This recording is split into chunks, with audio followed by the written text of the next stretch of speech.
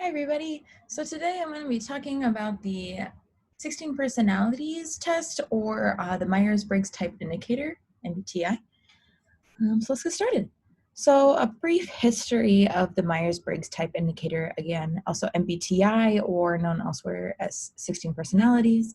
So this was first created by Catherine Brooke Briggs and her daughter Isabel Briggs Myers in the mid-early 20th century, so mid-early 1900s, and it was based on 4 dichotomies created by the psychiatrist C.J. Jung, and it was created to kind of be more of an accessible way to understand those dichotomies and use those to describe people's personalities. The first iteration was published in 1962 by Catherine Cook Briggs, and it is the most widely used and recognized personality tool in the world. Over 2 million people take the test each year, and it's used in workplaces, in leadership conferences. We used it at camp my first summer to describe, or second summer to describe our personalities. So it is very widely used. So to describe a person's personality, they being Briggs and Myers, say that each person fits into one half of 4 sets of dichotomies. So these sets of dichotomies are as follows. First, do you prefer to focus on your outer world or on your inner world? And that portrays itself as either extroversion, E, or introversion, I. The second is how you like to receive your information. Do you prefer to focus on the basic information you take in, or do you prefer to interpret and add meaning?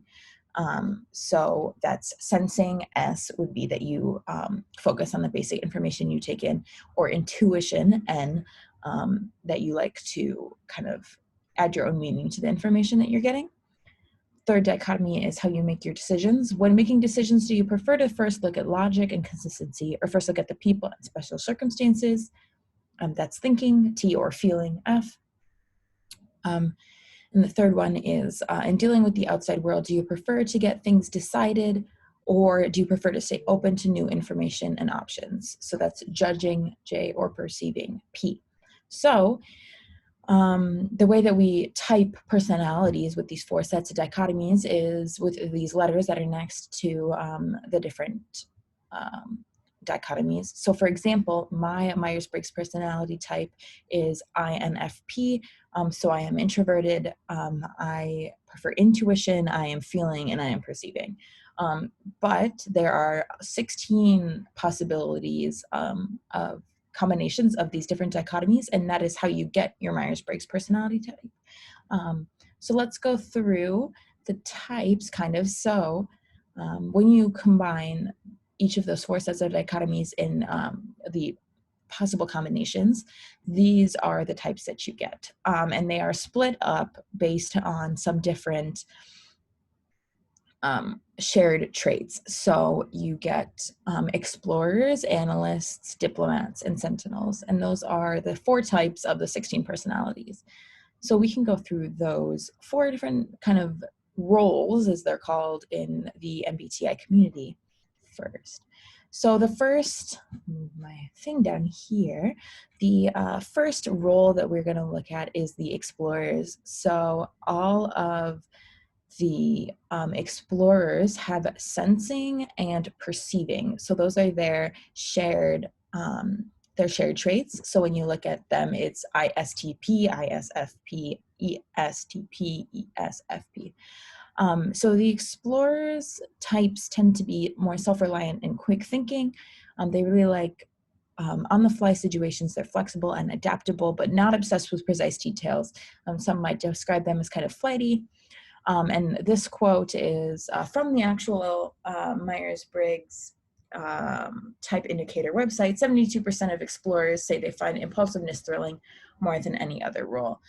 So that's a study that was done of all of the, or many different types of people, and they found some similarities within this role. So the second role is going to be analysts, and analysts all are intuitive, the N, and thinking, the T. So they all have that in common. They are known for their love of rationality, and they aim to make decisions with their heads rather than their hearts, hence being called the analysts. But that doesn't stop them from actually having energized imaginations and being very creative.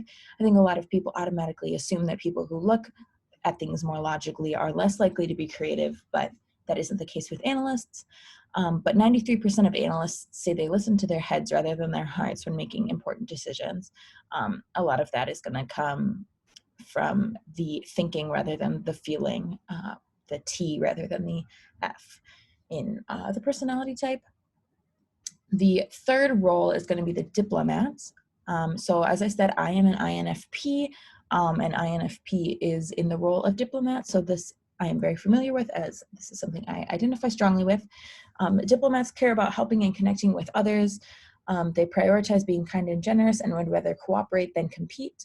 So diplomats are going to be the people who focus on the human aspect of things rather than on kind of the logical aspect.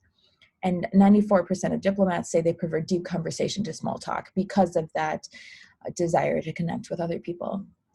And the fourth role, the last role, is going to be the Sentinels. So Sentinels all have sensing and judging as their complementary, or as their traits in common. So Sentinels are often cooperative, practical, and grounded. They feel very comfortable who they are, and they take pride in their good character and their competence. And they seek order, security, and stability. So they really like to know how things are going, to understand the plans, to kind of have themselves, they like to be secure. And 78% of Sentinels say they are good at executing their ideas. And a lot of that comes from that desire to be secure and stable. So what does this mean for us? So in conclusion, this test can be taken for free at 16personalities.com. Technically, that is kind of a knockoff MBTI. Ooh, that was fun. I'm going to move this up here. It is kind of a knockoff MBTI, but it does still give you the same type indicator as an actual MBTI test would give you. And again, as we talked about with the Enneagram and with the Strengths Finder, understanding yourself can lead to better leadership and better interactions in your relationships. Just because you take a personality test and it gives you a personality type does not mean you have to let that define you. You are still allowed to make different decisions and kind of guide your life as you would like to. But sometimes tools like this can kind of just give you a better insight into yourself. That doesn't mean it has to define you totally. So yeah, that's all I have for you today. Next week, we are going to talk about how we can use all of these kind of styles we've looked at and all of our gifts to make a difference in the world and to spread God's love. But that's it for today, and I'll see you next week.